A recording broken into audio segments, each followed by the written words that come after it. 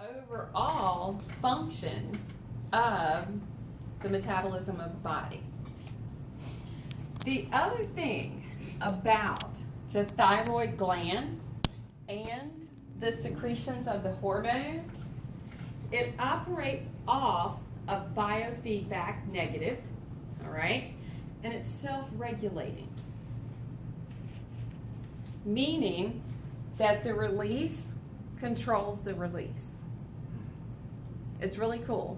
I think I got a slide, okay? So I'll show you the slide.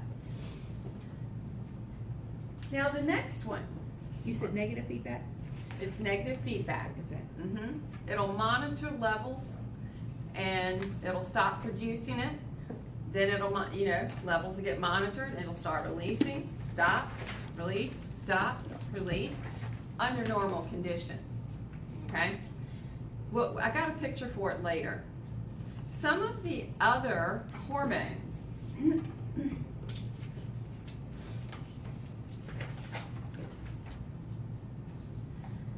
corticotropin releasing hormone. Cortico. What does it make you think about? Cortisol. Corticotropin releasing hormone from the hypothalamus causes the release of, now listen to this term, adrenocorticotropic hormone.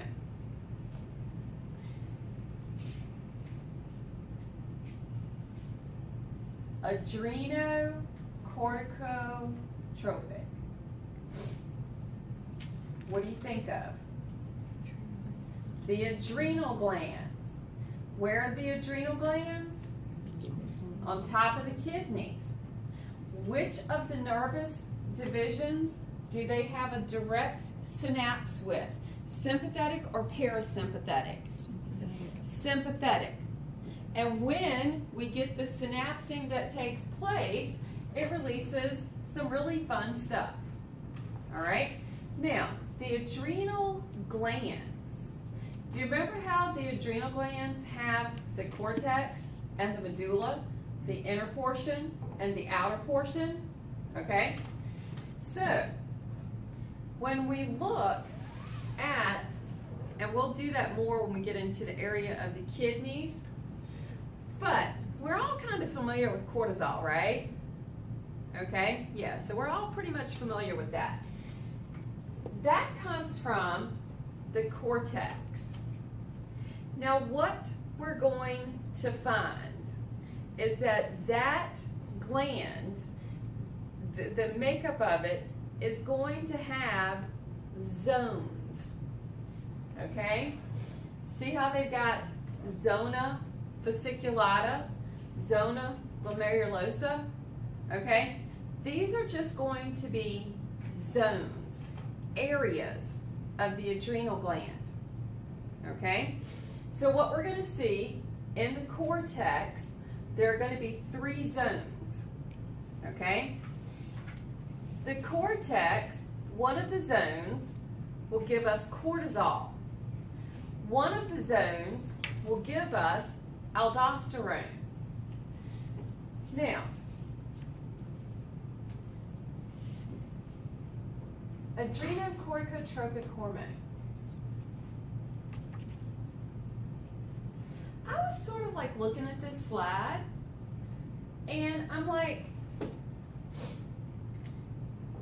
binds directly to the melanocytes of the skin, causes the melanin increasing skin pigmentation. And I was like, why was that even added?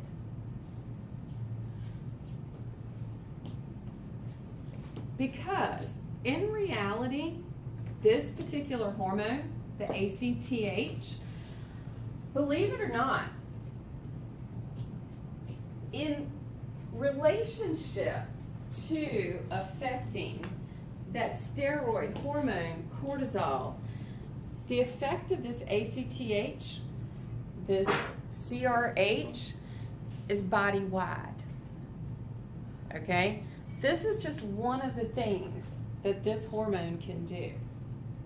When we talk about this hormone, I'm not kidding you, the list was this long of the stuff that it can affect in the body, whether if levels were high or levels were low. So ACTH, once again, has the ability, if the production is too high or too low, to affect so many tissues in the body. And one of the issues that comes with this production, and I'm trying to remember, was it overproduction or underproduction? Have you ever heard of Cushing's syndrome? Okay, it's that the reason that it's termed Cushing's is because the body gets cushy. Okay, it tends to like really do this puff up, and you know, it really affects all the organs of the person's body, blah blah blah. And that was just one of the effects from this particular hormone. Not spending a whole lot of time on it, but I was like, okay, just the melanocytes? No. It affects way more than just that.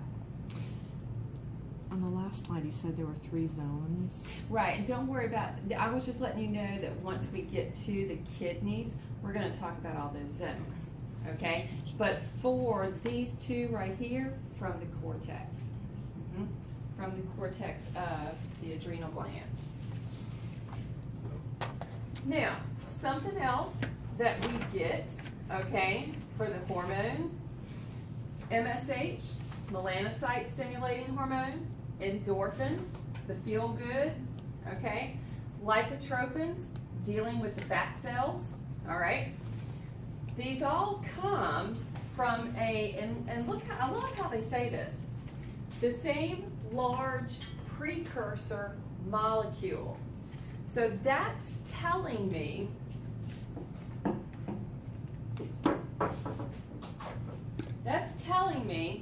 that when stimulated by CRH, okay, the corticotropin releasing hormone, which is part of the hypothalamus.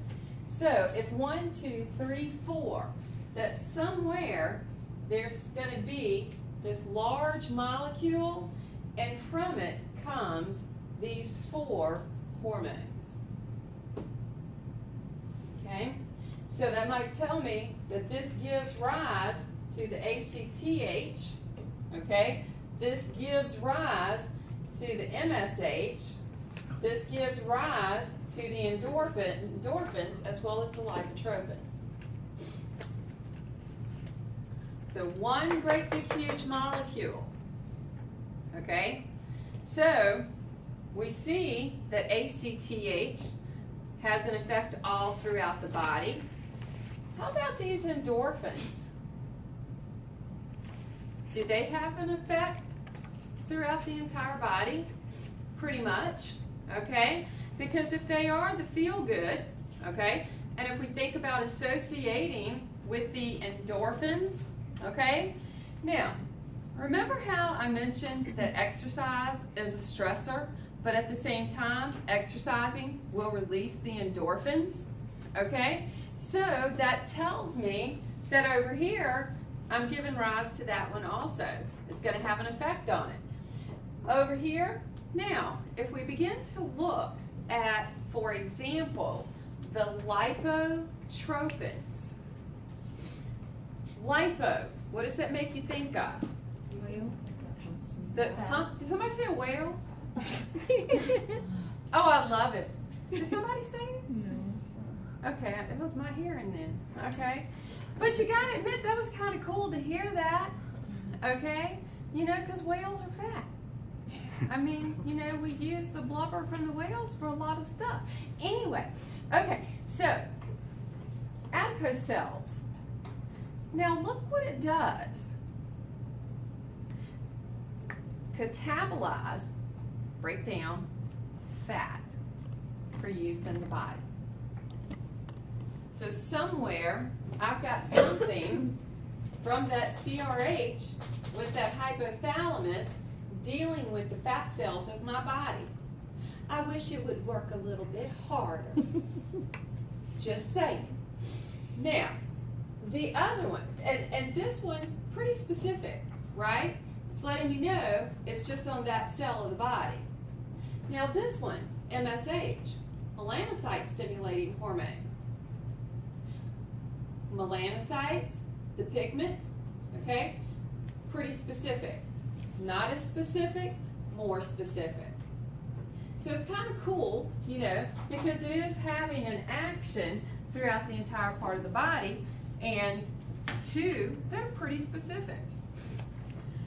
Some of the other hormones, LH, FSH, prolactin.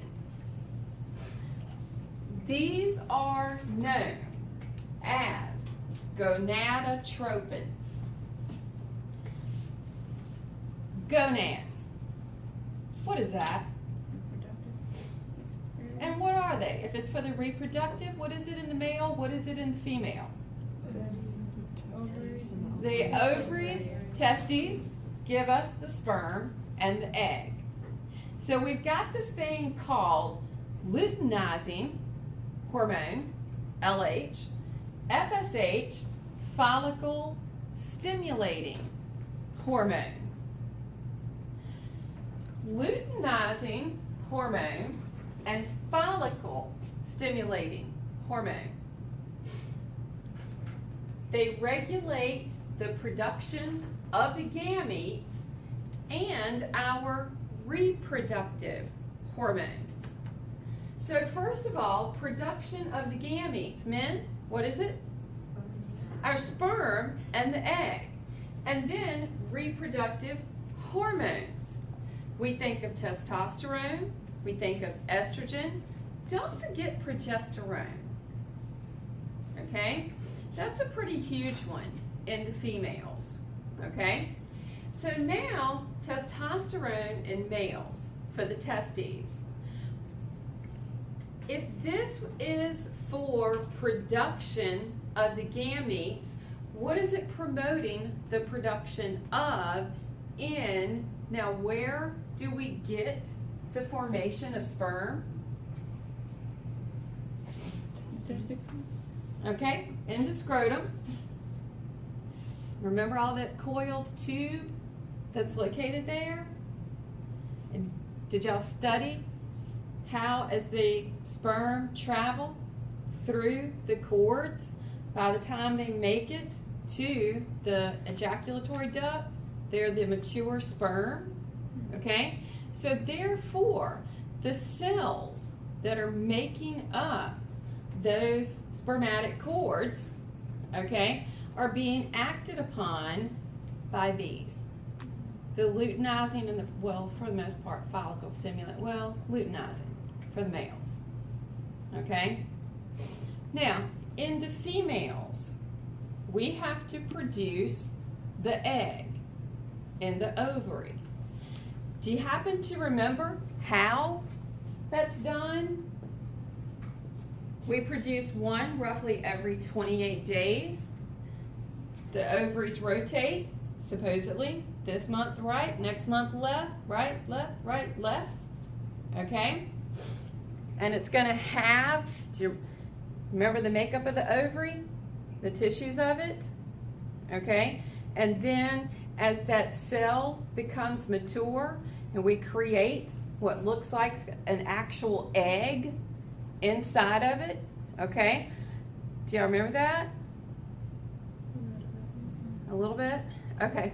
So that production of that clump of cells, okay, turning into the egg in this ovarian tissue, it has to be spit out, okay? And then it kind of makes its way to that little finger-like projection of the fallopian tube,